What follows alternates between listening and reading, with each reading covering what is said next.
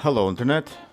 Today we have this 4090 from MSI that came in for repair after it was attacked by a monster. Drink. What's interesting about this card is that its biggest monster is its own weight, which, if not supported properly, will develop curves, just like your mama.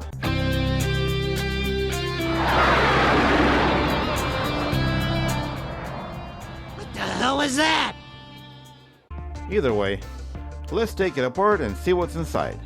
But before I continue, allow me to remind you that the number of 4090s as well as 5090 scams is at all times high.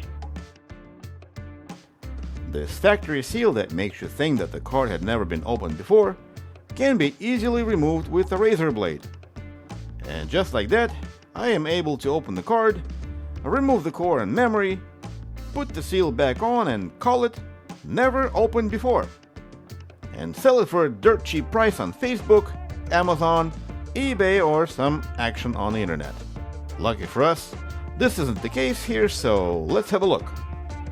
It appears that some kind of extremely healthy liquid made its way through this conveniently placed opening, and the health effects of this liquid can be observed by this part nearly falling off the board.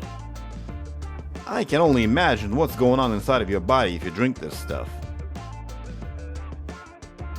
With the card clean, let's check for shorted power lines to make sure that there's even a slightest chance for success. So we have a short on 12 and the main 5 volt, which means we're gonna need a thermal camera to look around, and one of the memory driver MOSFET is shorted.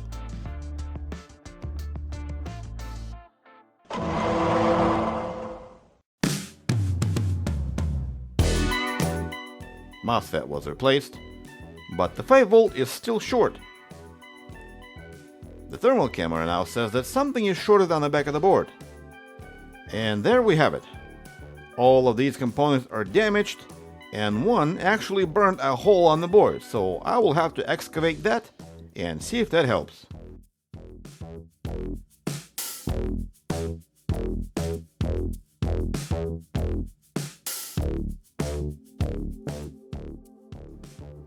There we go. The 5 volt short is gone, but the 12 short is still there.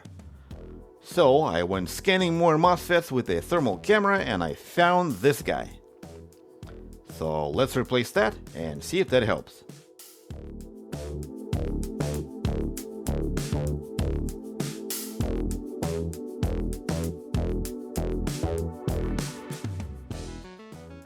MOSFET replaced, but the reading on 12 volt is still very low, and I was able to find another hotspot here.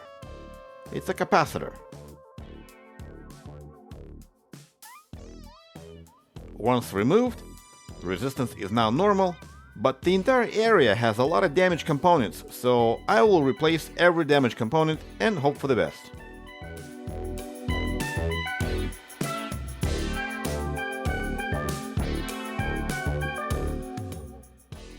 I will also patch the crater I created earlier and reroute the capacitor to a nearby pad so nobody gets mad. And now we have this problem to deal with. Some of these gold fingers are no longer connected to the rest of the board because the little tiny trace between the fingers and the board was eaten away by a monster.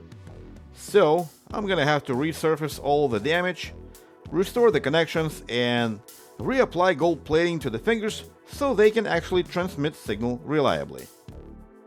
There's more damage in more places, so let's take care of that as well.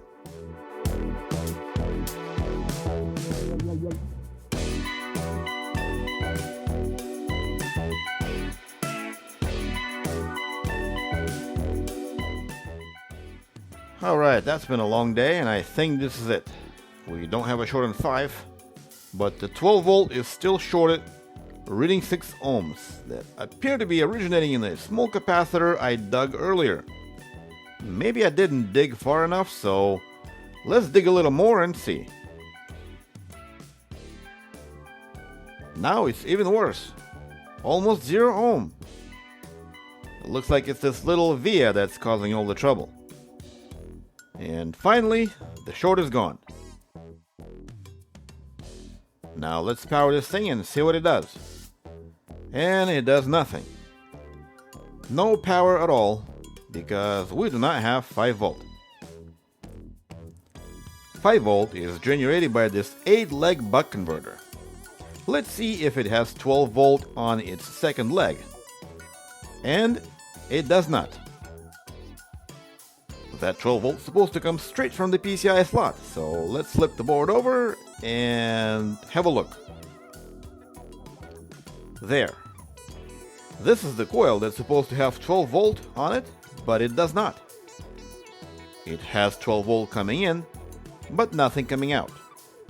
My best guess is that the coil turned itself into a fuse and simply blew up. So let's replace that coil and see if that helps.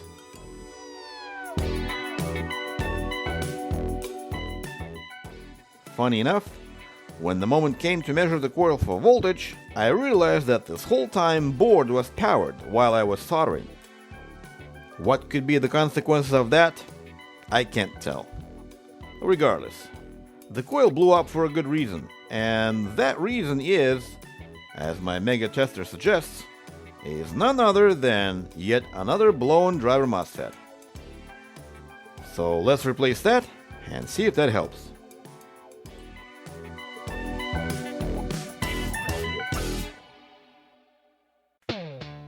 Nothing seems to be shorted anymore. Power looks good. Let's boot the card and see if it posts. I am the one. All that's left now is to put everything back together and run some tests. And as I was testing, my camera lens broke and it refuses to focus unless I shake it. So, goodbye.